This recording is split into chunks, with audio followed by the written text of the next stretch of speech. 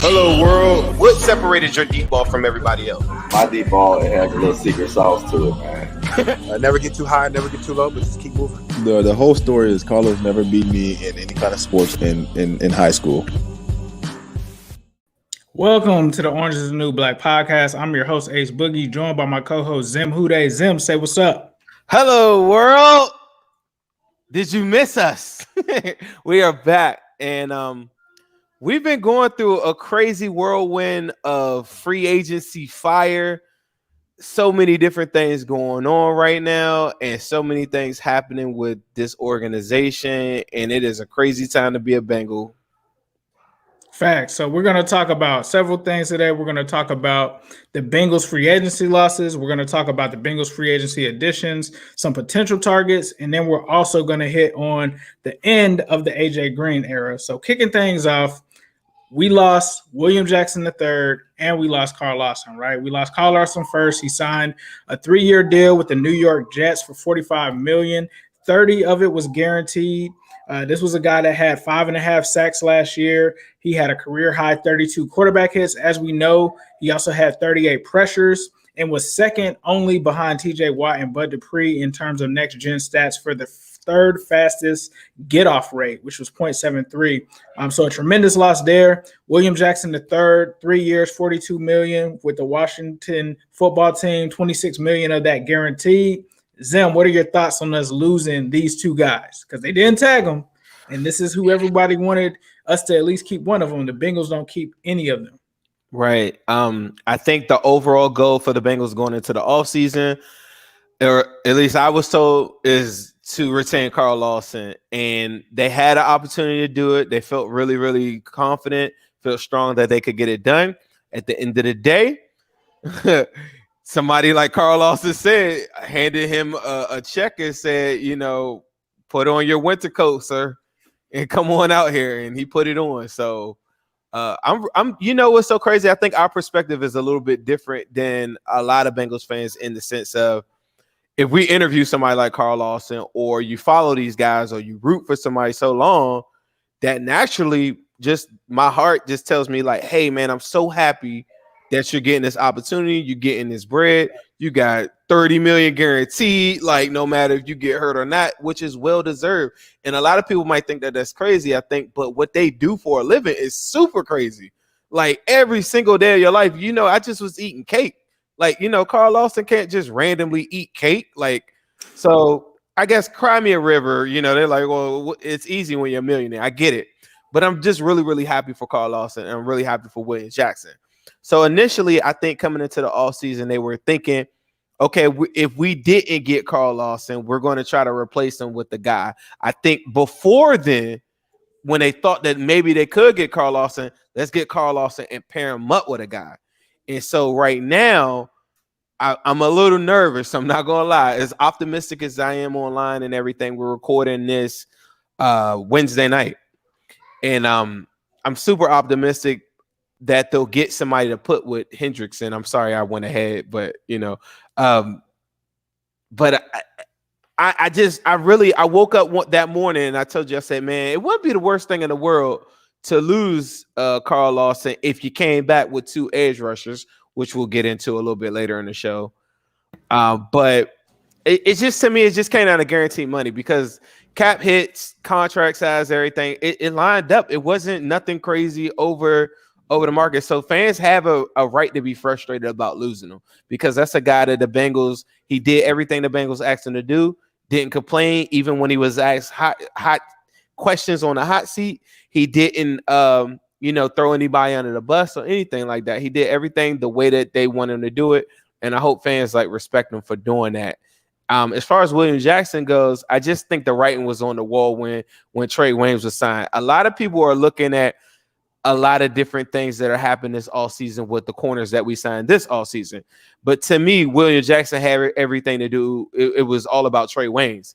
To give that much guaranteed money to that guy, and it's just so unfortunate that he got hurt, because then it makes the Bengals look really crazy. But I just think they knew, we're not going to let you offer your current contract.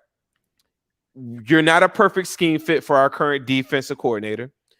We do like you. The front office likes you, but we got to go with the coaches on this one. And I just think the writing was on the wall when they gave Trey Waynes all that money. So then when you go to William Jackson now in this offseason, you can't throw him the real money that you should have threw at him. It was all about that. It wasn't, that was that. But William Jackson, as I've been telling my friends, the Washington football team, perfect landing spot. Ron Rivera is going to take him back to that Panthers defense where he's going to put him in that Josh Norman role. Perfect. Defensive line, all the different things that I said throughout the season, that if William Jackson is playing with a good defensive front and playing with good players around him, he's going to shine, lock up, press, do all the stuff that he wants to do, and he's going to have that opportunity to do that with the Washington football team. So it's the perfect fit. Again, guaranteed money, $26 million guaranteed. The most of the Bengals have ever given out to anybody guaranteed was AJ Green at $25 million. Ain't that something? They just gave William Jackson $26 million, and nobody's even thinking nothing of that contract. Yeah, I think the first thing with the loss of Carl Lawson, it was a gut check for me because I literally had been talking to him, I think the day before free agency started, and I was like, bro, off the record, let me know what's going on. He was like, this ain't got to be off the record. This is on the record. They just reached out to me today. I heard something from them.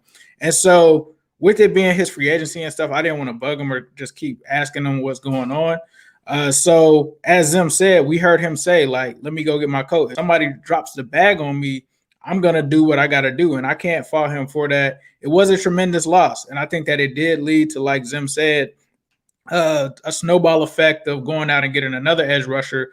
But the one thing that you won't know is what was his potential. I think as far as his ceiling, I don't think we ever saw that, right? When he first got here in 2017, we kind of saw him flash and have, I think it was 8.5 sacks, if I'm not mistaken, his rookie season. And he kind of flashed. He had more sacks than Myles Garrett his rookie year, right? And it was like going into that, I kind of knew about Carl Lawson. I knew he was that guy, but because of the injury history, that's what dropped him to the 4th round. And then he also had a career of up and downs where he wasn't the most available guy. So those started to be concerns. Could he ever play a full season? Could he ever be a full-time starter?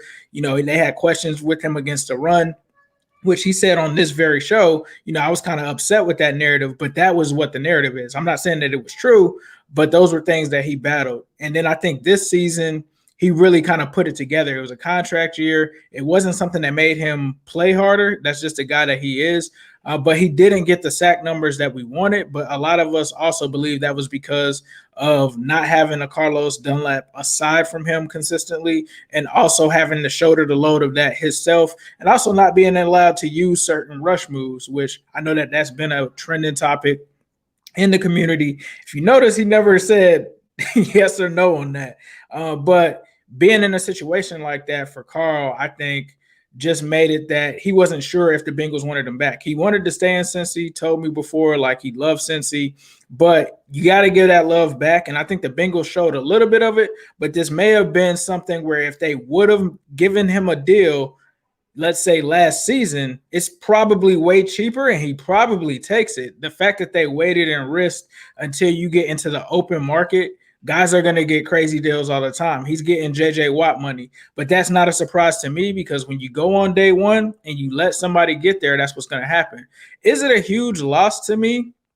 Potentially. Like, you're talking about a guy that had 5.5 out of the 17 sacks, but at the end of the day, Carl is my guy. I love him. He's got all the potential in the world. It was only 5.5 sacks. Yes, his pressure rate was amazing, but we can't be acting like we lost Khalil Mack or anything like that. Like, that's just where I'm trying to talk people down off of the bridge. That doesn't mean that just because, that's not me lessening how important of a player he is. I'm just saying it's not like Khalil Mack walked out of that door. So I wish him the best. Right. Always did. I'm happy that, like Zim said, when you have these connections with people and people do you favors of coming on the show or just rocking with you, just organic energy, that's always going to be dope. So I'm happy for him. I'm happy for his family. I hope he has a great career in New York. And that brings me to my next guy, my guy, WJ3, William Jackson III. Yes, I was very salty about losing him, but this is also a well-deserved contract. The thing is, his age is probably what scared the front office the most, with him being 29 this season. You talk about him being 30. You don't know where that cliff is, where he's going to fall off. I personally think he's going to be perfect for Washington. The other thing was when they signed Trey Waynes, like Zim said, the writing was on the wall for me. Like that was number one corner money. So to me, that was William Jackson's money that was signed.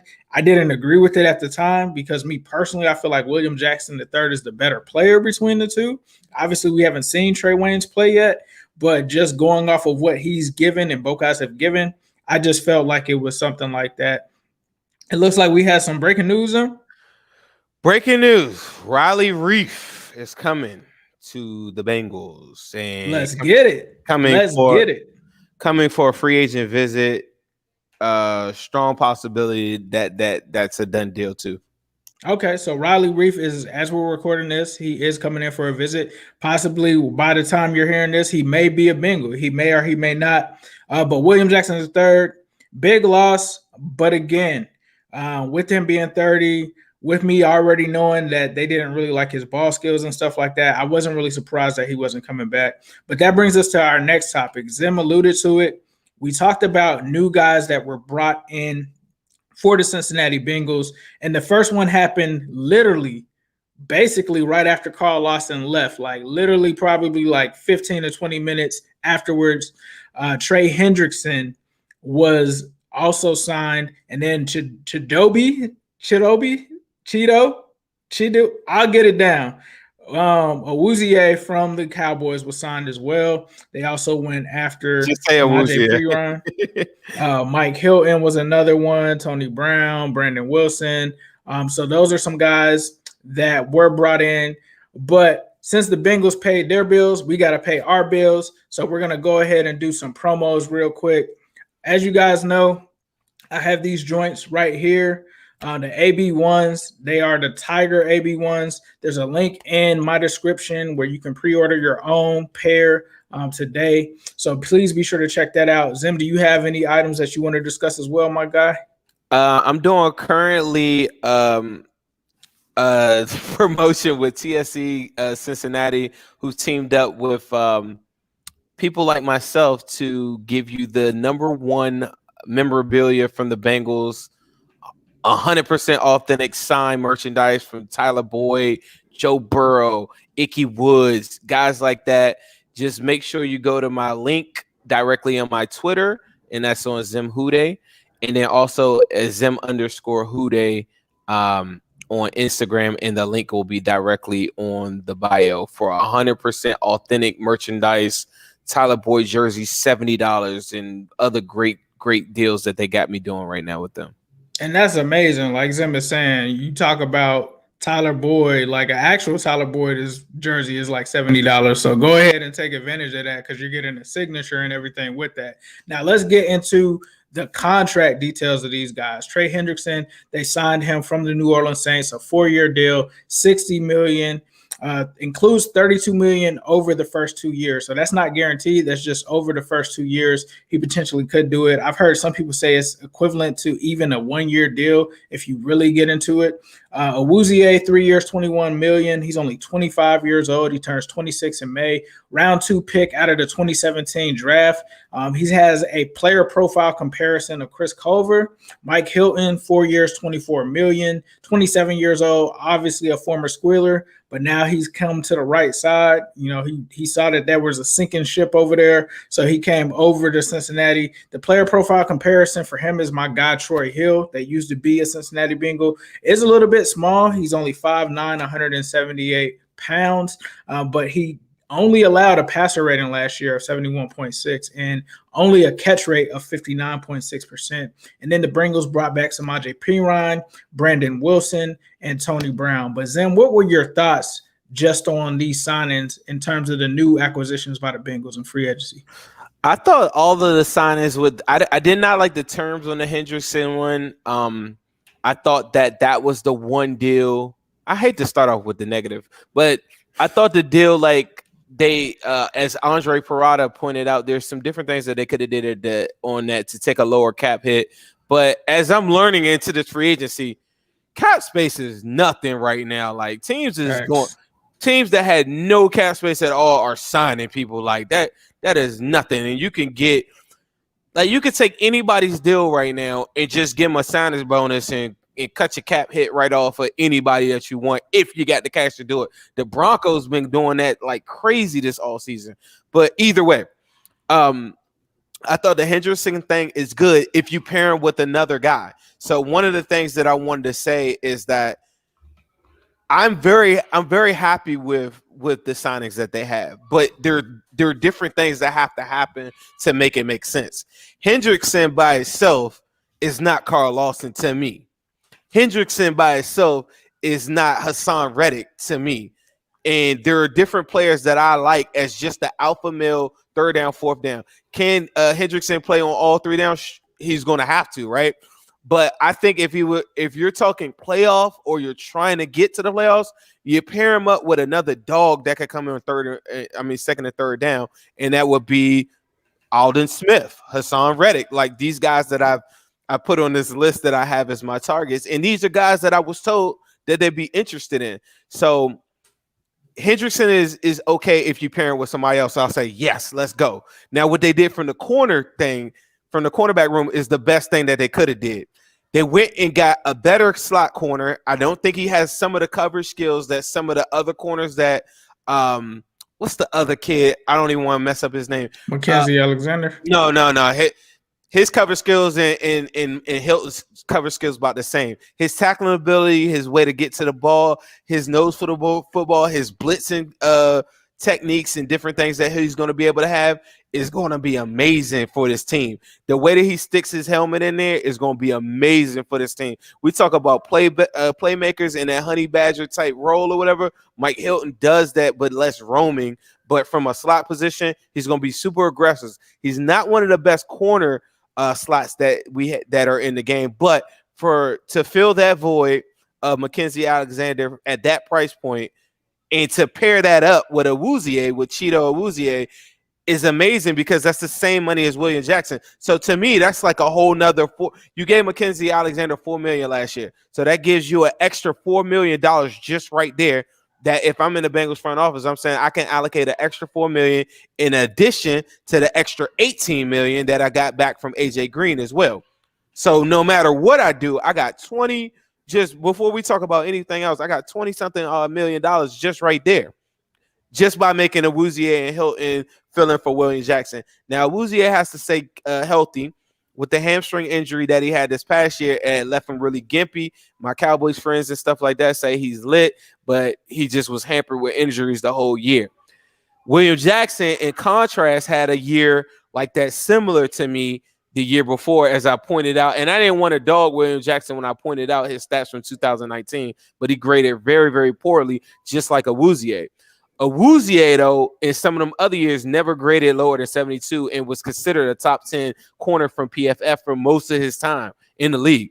Most of the Cowboys people that you see commenting and stuff will say, bro, like, we really, like, that was our best, like, that's our favorite corner. Like, there were people when Byron Jones left that said that we're cool with Awuzie, and he's physical. I would have loved to have him. This is crazy without Trey Waynes being there. But Awuzie and William Jackson really makes sense to me, which is the weird part about it, but we'll never know. But I think they got a little bit bigger, a little bit more physical with Awuzie, and the cover skills he's sticky, bro. Like I love that signing. So far so good on that front. Do you want to talk about the free agents that are now coming? I just want to say with Hendrickson, I love the pick. This guy had 13.5 sacks. I mean, that's nearly almost triple what Carl Lawson had. So I heard a lot of people saying, obviously there's pressures and stuff like that, but I just personally feel like if he's able to come in here and get 8 or 9 sacks, a lot of people are going to be changing their tone, because when you had 17 sacks and you get somebody that brings in 8, that's a possibility. But I think, like Zim said, you also have to have someone pair with him. So we'll have to see if they do bring any additional people in for that. In terms of Awuzie, I love the signing. I think that he's much younger than William Jackson, so he still has time to kind of hit his peak and develop, and he may be a better fit for the scheme itself. So I'm interested in seeing that. Obviously, we saw the athleticism when he picked us off one year, and then you also bring in Mike Hilton. I love it. I hope that they're going to play him as a zone.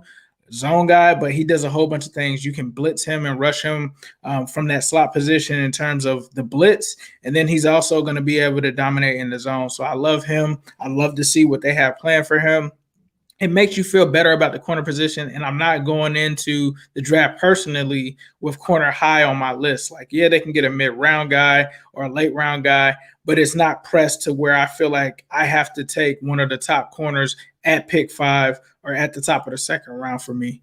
But, yeah, let's get into some of the other targets that you want to talk about. So, like, for your list, if you guys – or don't understand, this man has the inside journal of targets that you should be watching on your Twitter.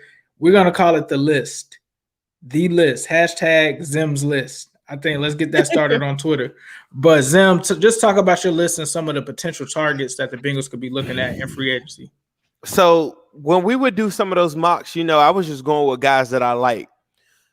People that are close to the team, people that have played with the team, people that are currently on the team, different people that I talk to that I love to death for trusting me.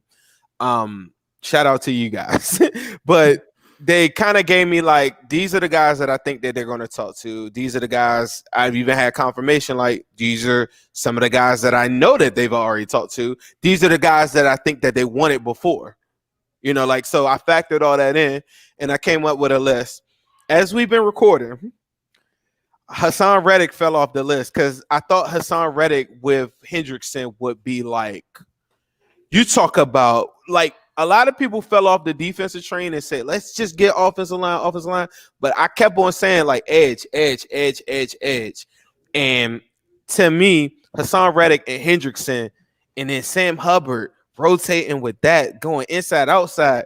Then you got the ascending talent of Kareem, Khalid. Like, then adding that to the thing, and then say you restructure Geno, come back with a healthy Geno, you re-sign Mike Daniels, you come back with that and Tupou.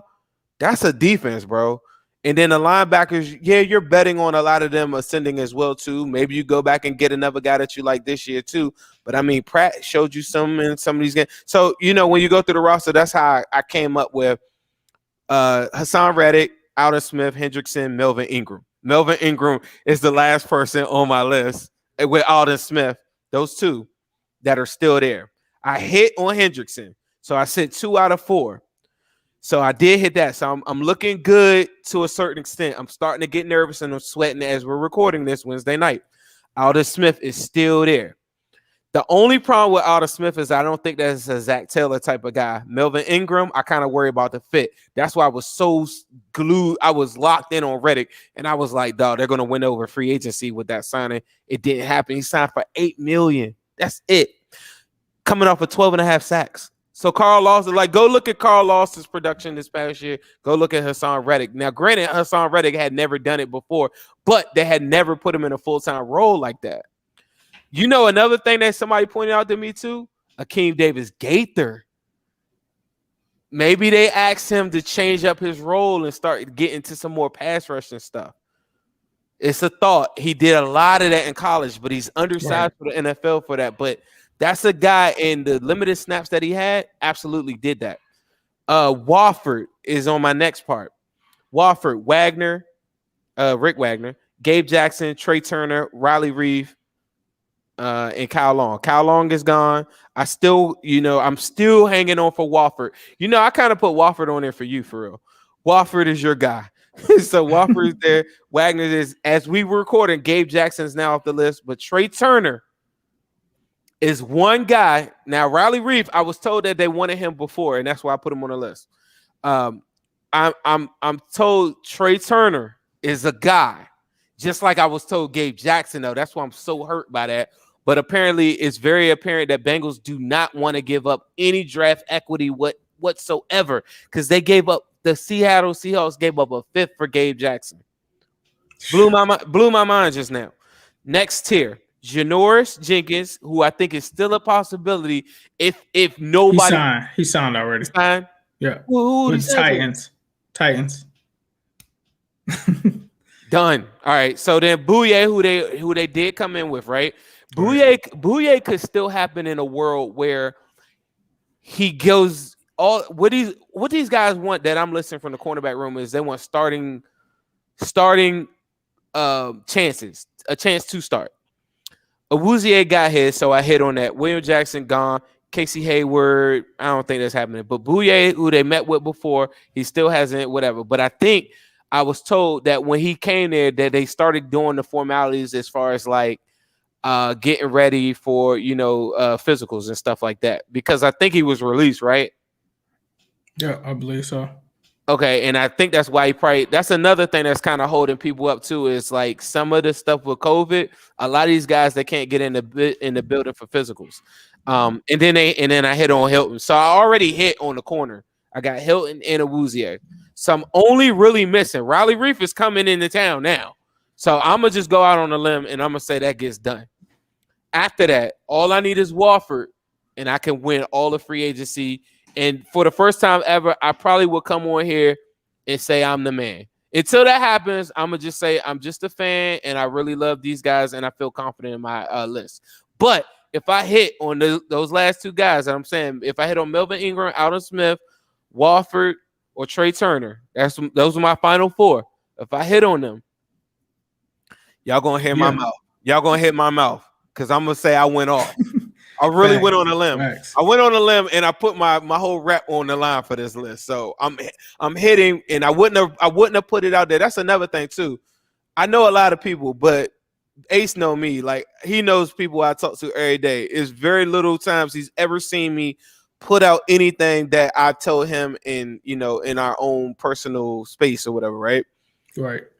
I kind of went out on a limb for the first time ever with just the connections that I have and said, this is what I got my list. And it doesn't make me a loser if I don't hit. I get it. But it was just something that I was taking a little bit of intel, kind of stepping into a different role and saying, you know what, I'm going to try to do some behind the scenes stuff.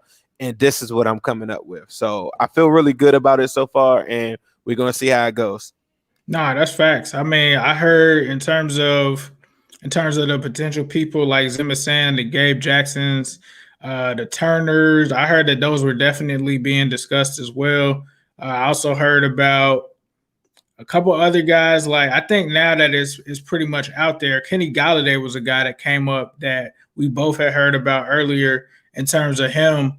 And it's just real interesting because I really want to see if they can land this guy. The wide receiver market isn't what it should be. I don't think that this was a fish that we even went into free agency even talking about. I don't even think that we even thought about him at all. But that's going to be interesting. So stay tuned on that and Riley Reiff to see what the Bengals do. But now we have to talk about AJ Green. AJ Green ended up signing a 1-year, $8 million deal with the Arizona Cardinals, but he was a legend. Bengals legend for sure. I would just say that I think that the fit is excellent for him. I think that he's going to a team with Kyler Murray. You talk about Nuke Hopkins, possibly Larry Fitzgerald, Christian Kirk in the slot. I mean, it just makes perfect sense. This is a team that just brought in J.J. Watt as well. They traded for Rodney Hudson, who I also heard the Bengals were interested in. And it's just a team that I think makes the most sense for him. It helps him ease into that role of being on the back nine with Larry Fitzgerald right there in his ear. He's a guy that's going to be able to thrive in an offense across from Nuke with Kyler Murray, all of those weapons. I think he's going to thrive there. I wish him nothing but the best. And I'll just say that from day one, like watching this guy at Georgia, getting and scouting in the draft, I fell in love with AJ Green. Like, there was only two guys to me that really looked like that on film. Calvin Johnson, where it's like, whoa, where did this guy come from? And Adrian Jeremiah Green. And I remember being just like Zim with Chase and just all of these players. Like, he was my guy. I was like, the Bengals can't mess this up. You got to take AJ Green at 4. And this was a year when Cam Newton was in there. And I still was like, you got to take AJ Green at 4. And when it happened, I tell the story all the time, jumped up off of my couch. It's immediately started celebrating. Couldn't believe that we got him. And I remember telling like my cousin and my brother, and I said this on Twitter at New Stripe City, I was like, and this was after Chad just walked away, doing what he did. This was no disrespect to Chad Johnson at all. I was just this confident that I told my brother and my cousins, I'm like, he could be better than them, bro. He can be better than Chad. And that says a lot because Chad might be in somebody's top 5 when it's all said and done. but I was like, bro, he can be better. And I remember they looked at me like I was crazy. Like, you're crazy, bro. Like, I don't know what you think about this dude, but the rest is history. He did what he did.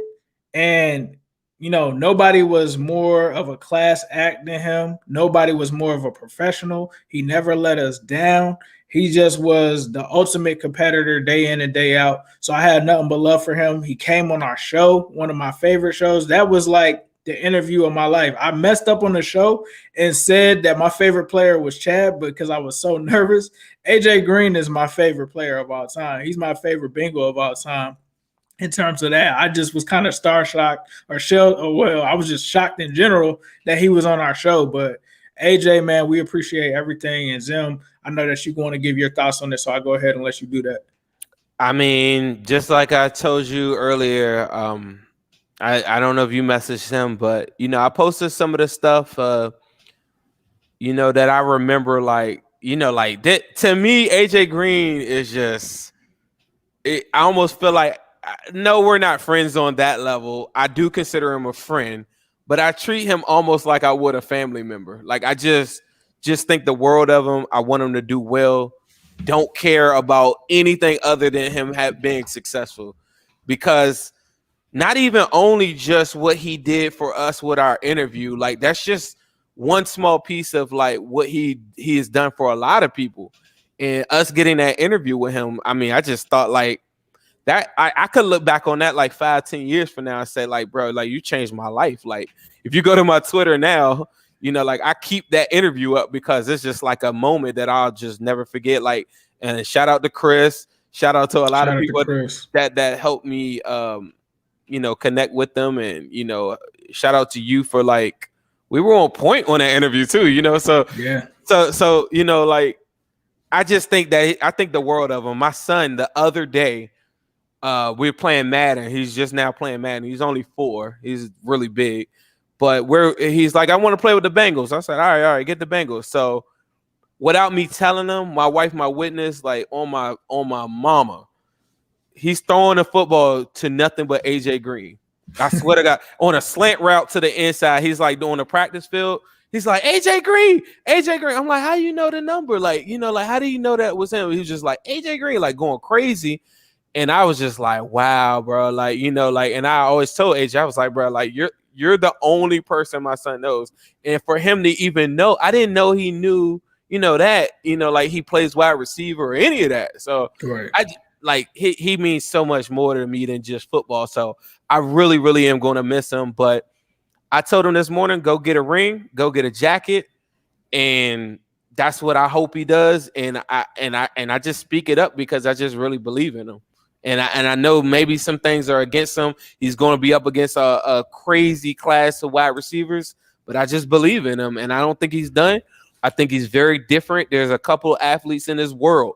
There's only like 1%, not even 1%, 0.6% in this world that are like Tom Brady level, T.O. level. You know, even Ocho, had he not had his career like ended a little bit earlier or whatever, like it's 0.6 in the world that could just ball a little bit longer than the normal person. And AJ Green is that guy. And he's got a perfect situation in Arizona on a really, really good team that's getting a lot better with a offense that's catered to him. That's not gonna put no pressure on him. It's just gonna get him open. Nah, that's facts. That's facts. I totally agree. In terms of, I just texted him and told him, congrats, bro. I wish you and the family the best. That move was fire. And like Zimmer said, this guy is like, even though we're not super close friends with him, it's just like he's just a down-to-earth dude, bro. He immediately hit me back. Like he didn't have to spend any time out of his day to message me back and say anything. He could have just moved on and been like, whatever. But yeah, definitely going to miss him. Definitely a true Who Dey legend. Before we get out of here, just want to talk to you guys about some promos that we have going on. Obviously, we're affiliated with Fanatics. So you can get your new stripes, your 2021 jerseys off of Fanatics. You also can get, over my shoulder here, the Black-owned merch is also available in there as well. So please be sure to use our affiliated codes. You can find them on Zim's Twitter, on his Instagram, and the stories are in his profile. You can find mine there as well. We constantly post stuff there. Also sponsored by Manscaped as well. So shave your balls. I mean, that's just what it is. Shave your balls. You gotta shave the balls. So please be sure to use Manscaped. The promo code for that one is AFC Northside. You can find that at manscaped.com. Definitely shave your balls for sure. That's not awkward, is it, Zim? Shave your balls? You shave your balls? Okay. Whatever you got to do to, keep it, keep yourself, good hygiene is never to be looked down upon. I do want to say this.